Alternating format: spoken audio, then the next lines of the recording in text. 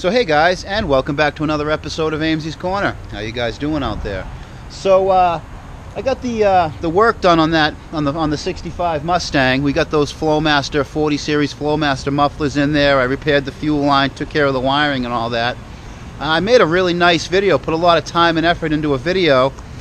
I went to review the footage, and for some reason I only have the last 10 seconds of the whole job. So there's no way to go back and reshoot that video with the car being done, getting picked up any time now. So it is what it is, boys. Sometimes my videos, I make a video, I put a lot of effort into filming it, and something goes wrong in the processing or the editing. So instead of that video, I have another video that I made a few months ago that featured the Mercedes SL convertible we had in here a few months ago, and I came in on a Sunday, did all the work that was needed to be done on the car, and when I get home and check the footage, the audio was out of phase with the video, so it looks like I'm translated from a Japanese B movie or something. So why don't you guys take a look at that.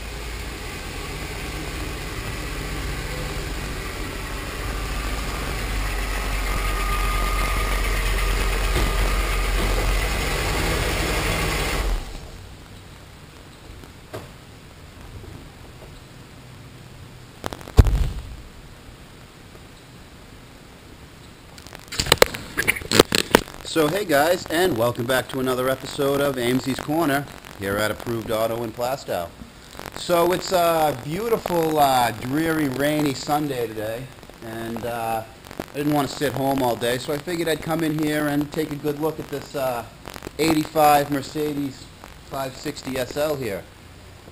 Really cool car, real cool car. Back when Mercedes were built to last, not like a lot of Mercedes nowadays, which seem like they're built to break and wear out. You guys will remember that really late model ML that we had in here. I had to replace this intake.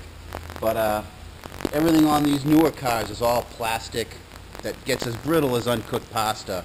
But this is back when they made things out of metal. And I'll show you some of the stuff that they make out of metal that you don't see made out of metal. It's all made out of plastic nowadays.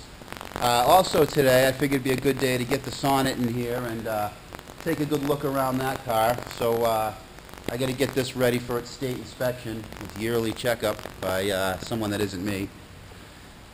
Is what it is, boys. Is what it is. So I'm going to get these two cars up in the air, and we'll take a good look at what makes them tick, and we'll see what's going on, what's wrong with this Mercedes, and what's right with this Mercedes, and we'll get a good look at the Sonet too. So let me set these cars up, and I got both these cars up on the lift, and I figured it'd be a good chance to compare apples to oranges.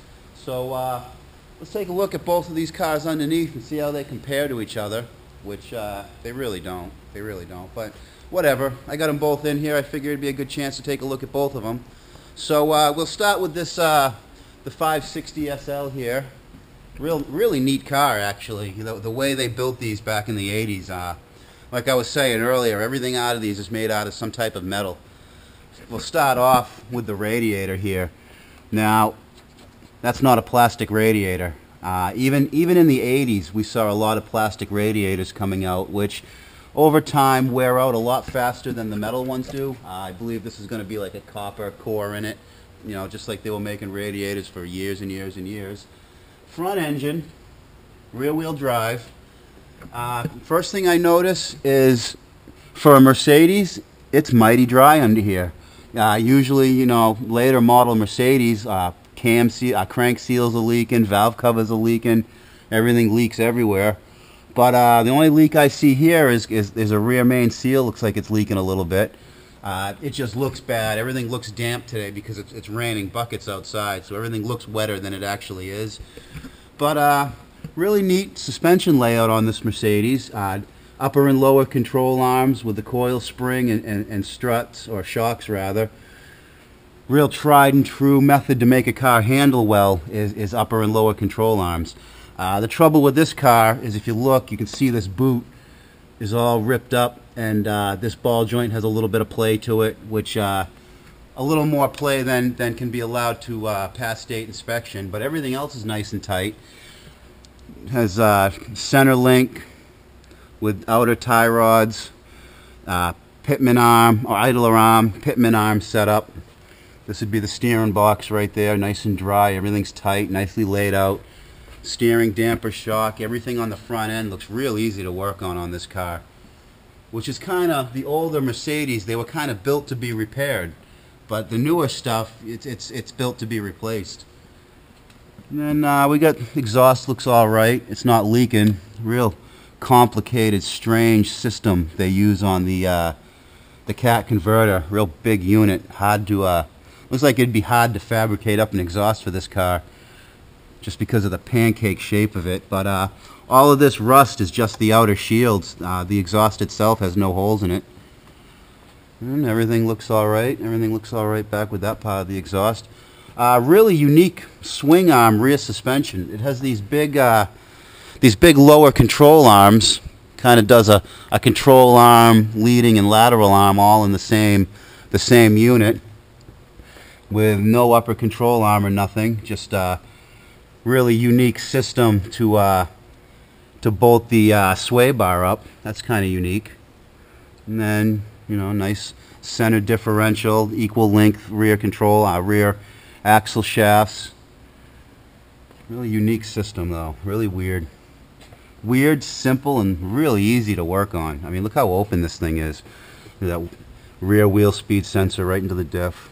Kind of like a Ford. Looks like it reads off the pinion. That's kind of unique. Open diff. Seems to be just an open diff. And then we got disc rear brakes, disc front brakes. Everything looks like it's in good shape back here. Nice and beefy though. Everything seems really, really beefy in this car. Seems like they overbuilt these older SLs.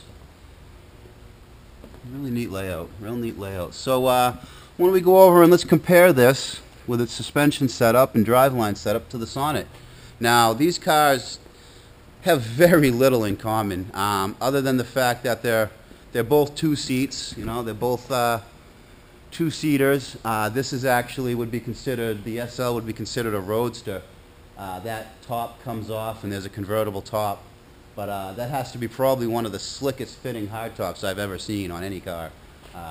It's so strong and tight on that car. I think that hardtop actually helps to stiffen the car up. One problem that you see a lot of times with roadsters and convertibles is they have to deal with something called cowl shake.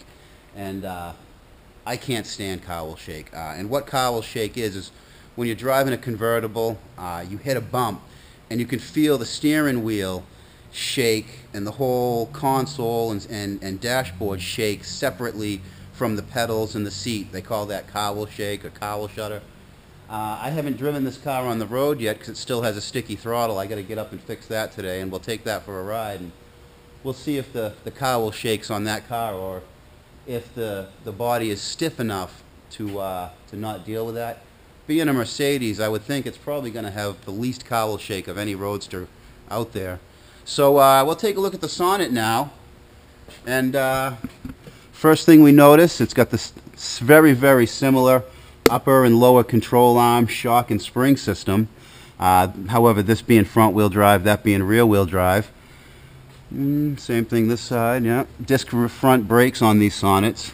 Not very big discs, not vented or anything, but it's not a heavy car, and I can tell you it's got plenty of braking performance. And real simple underneath. You can see all these floors I added. Everything's looking nice and solid. Everything's holding together well. It's actually holding together a lot longer than I expected it to. I expected this car to last a year. You know, I was thinking getting one good season out of it. This right front upper control arm area, you can't really see it here, but this side here is really, really rusty, really kind of rough. To fix it right, I'd have to take the whole car apart, cut the whole nose off of this, and replace it with another one. That's kind of what I was hoping the lost Sonet was going to be a provider for chassis parts, but I still haven't heard any word from that, and I'm not going to hold my breath on that car until at least until fall. And then back here, really wide open, real wide open. Mainly because when I did this car up, The trunk used to come down to about where the axle is and come across, but I raised that up because I want to put the exhaust running through. You can see that hole there, and I got it patched outside with just some painted tape, but that's where I want the exhaust to come out on this car.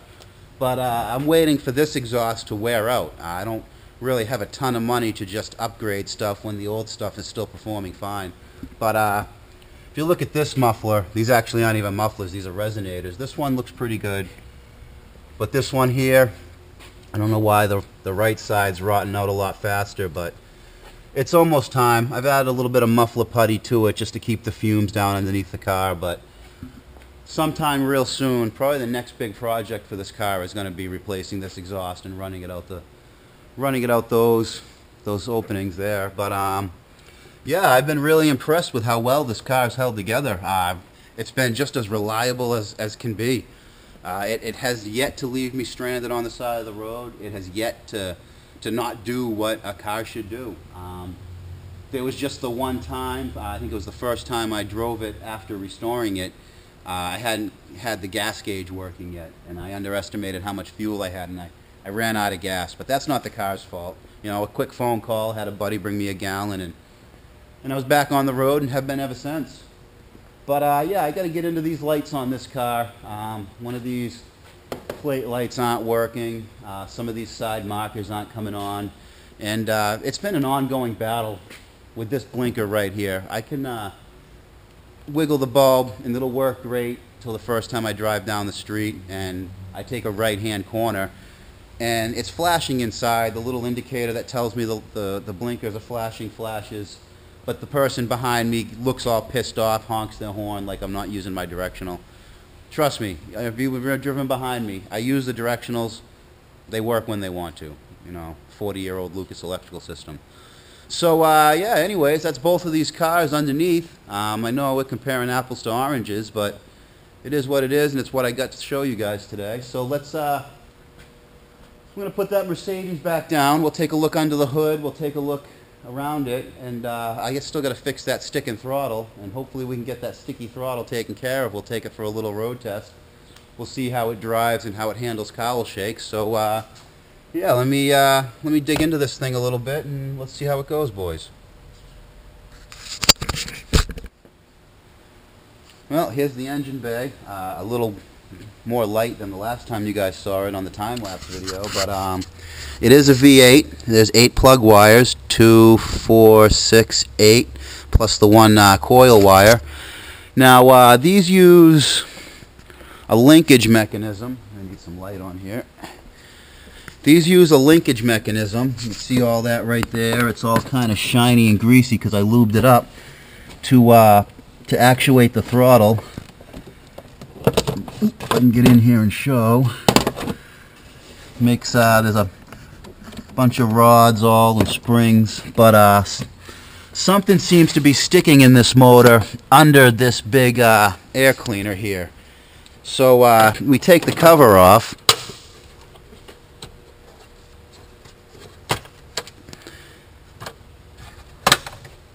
And that will be another cover underneath I have to remove.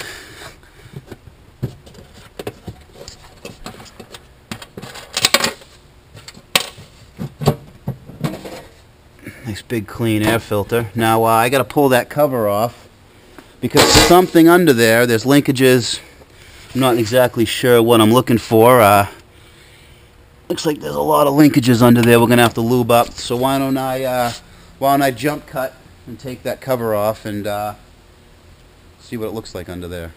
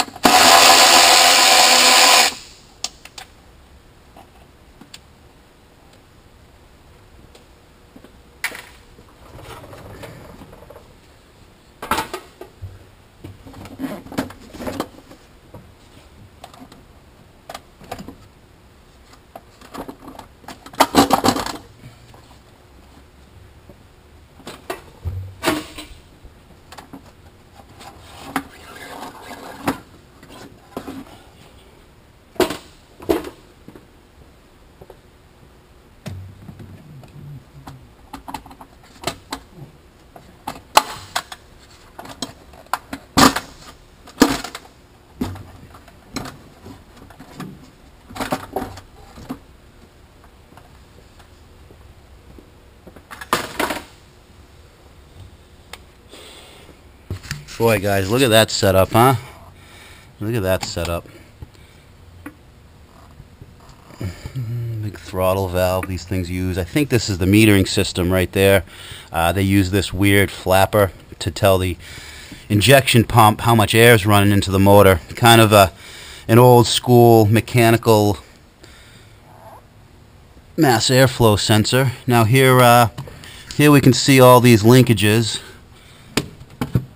Now I'm not sure which one is jamming us up here. Oh, look how complicated that is, huh?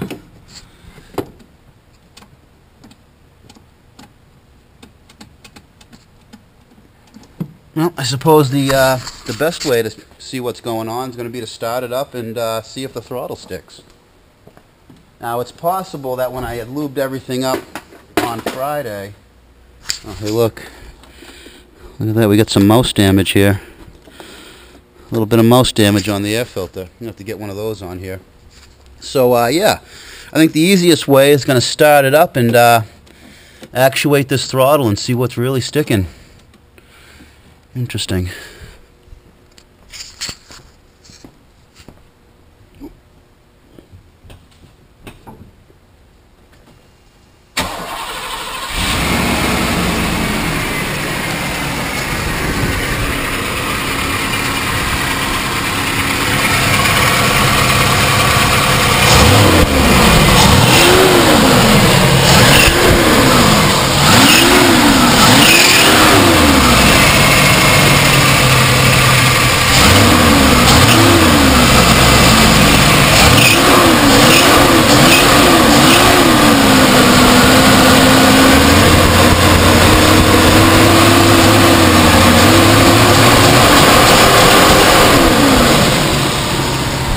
I must have fixed it by spraying everything down the other day.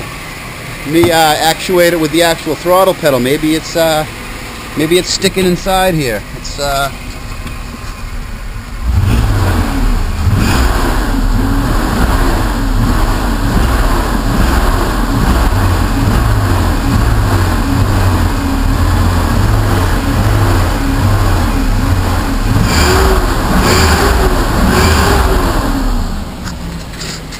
well, seems like that problem took care of itself, huh? I like it when they're easy to fix like that. But like I said, I sprayed this thing, the linkages I could get to down, and what I used is fluid film. Now, for the longest time, let me shut this thing down so you guys can actually hear what I'm saying. Now, for the longest time, I would use fluid film for just that, for an anti-corrosive barrier between something I don't want rusting and something that's going to cause rust. But I've started using this as like a general-purpose lubricant, and it's just one of the best general-purpose lubricants I've used in a long time.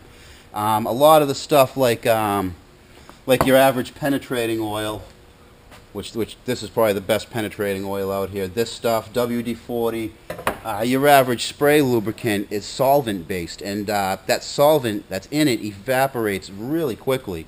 Like you spray WD-40 on something, 2 days later it's dry as a bone because the volatile organic compounds just evaporate. The alcohols and the solvents just evaporate. Fluid film is actually, if you can read there, lanolin based. Which means it's this, like what sheep sweat, I guess. Lanolin doesn't evaporate nearly as fast. When you spray this fluid film on, it kind of makes like a grease, and it really lasts. It really does. Probably some of the toughest things that I've done with this stuff is, let me put you guys down for a second, is steering shafts. A lot of steering shafts nowadays have been binding up here in New England. You'll basically, in a steering shaft there's a U-joint that lets the shaft make the turn into the steering rack, into a steering box, what have you. And those U-joints aren't greasable by themselves, and they seize up, they stiffen up, so when you turn the steering wheel it catches and lets go and catches and lets go, and I've used this stuff on those U-joints, just sprayed it on, give them a good coating, hit them with a hammer a few times, and this stuff gets in there and just loosens it up and then stays there. And I've actually saved some expensive repairs just by using fluid film. You know, and for years and years, I just thought it was something you sprayed on to stop rust on your underbody, which is kind of what they're going for. But I think they're just missing the market. They should advertise this stuff as a lubricant first and a coating second. But anyhow, enough about that. We'll just go around all these little ball joints and no, I should shake it up first. Now you want to shake this stuff until the ball stops rattling. So when it stops rattling, you're good. Good luck with that. So we'll go around all these little linkages that I couldn't get before. We'll give them a good coating. And you can see this stuff makes like a gooey film that will kind of, I wouldn't call it harden, but will turn into like a paste that just stays there. And all of this stuff's really safe for all kinds of plastics too. I've noticed that some solvents will make rubber swell up or make plastic get even more brittle or sometimes melt. So you really got to be careful what you spray on certain parts of an engine or parts of anything really. But this stuff here, being lanolin based, it seems like it doesn't really hurt anything. Just makes a little bit of a mess sometimes, but that's kind of what you want.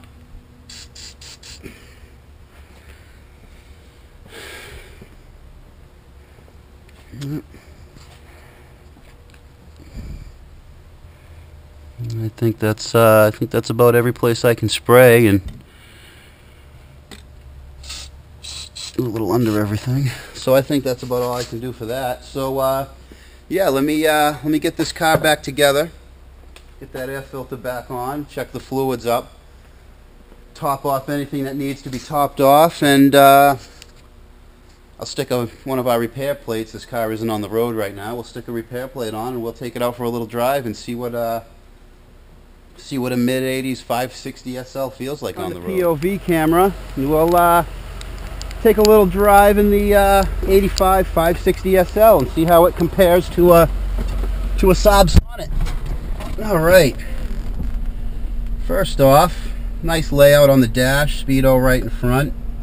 Your average oil pressure, temp, economy gauge, fuel gauge, clock, and looks like an inoperative tach. No check engine lights on or anything, pretty good. Neat little thermometer here. So yeah, it's a nice rainy day, so we're not really going to be able to get on it very much, and it actually feels like this car has a little bit of a misfire in the wet, so it's not really making the power it should. So yeah, let's see how it goes.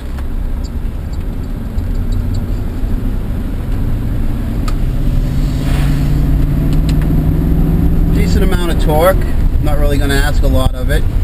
How about a unique wiper setup, huh? Look at those, both the same.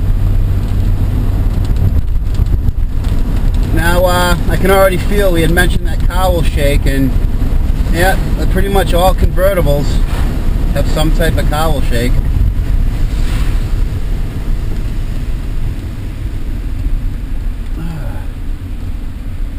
Corner's nice and flat. It's definitely not making the power it should. I feel a little bit of a misfire.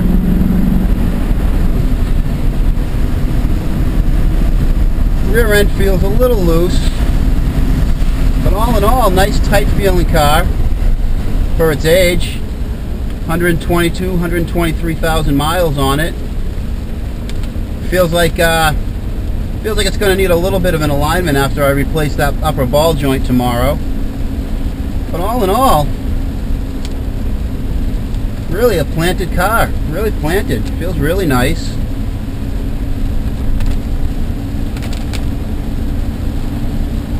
Yeah, nice car, nice driver.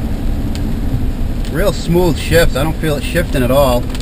I don't much care for these heater controls though. It looks like the fan only has a two position, I guess. Feels like we might have a blend door issue too. It's just blowing hot air out at me even though it's not cold. Something I might have to look into.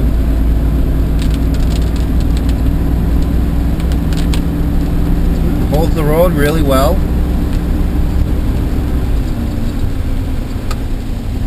Yeah, holds the road well. Goes nice. Brakes work well even in the wet. Can't complain about that.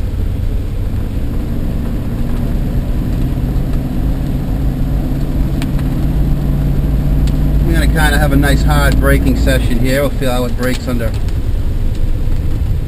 Nice. Stops really well. Definitely outstops the Sonet, that's for sure. We'll just spin her around here because we don't need to go on a huge drive in this thing.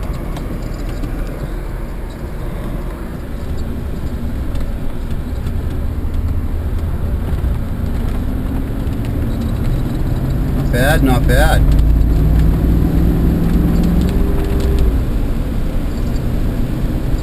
No, I don't like these heater controls at all. That's probably my biggest complaint right now on this car, are those heater controls. And the tires definitely feel a little soft. Definitely feel a little soft on the tire department, but you know, it's been sitting for some time and that's what'll happen. Tires will get a little flat spotted. You feel a little bit of thumpy thump from that, but all in all, nice driving car here. It is what it is. It is what it is.